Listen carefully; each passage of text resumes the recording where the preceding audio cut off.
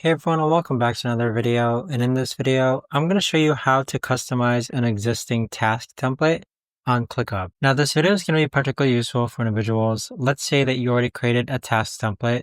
How do you actually go ahead and customize that further? Now, this video is going to be short, sweet, and simple, guys. There's not going to be a lot of steps involved. Now, in order to do this, what you're first going to do is click onto a task. Next, click on the three dots on the upper right-hand corner. Then highlight templates.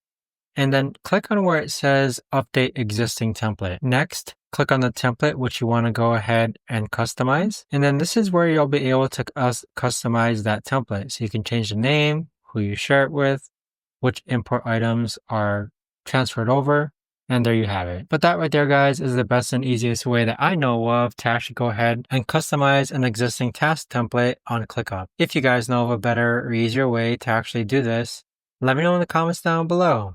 I would love to know. Thanks so much for watching, everyone, and I'll see you guys all in the next video.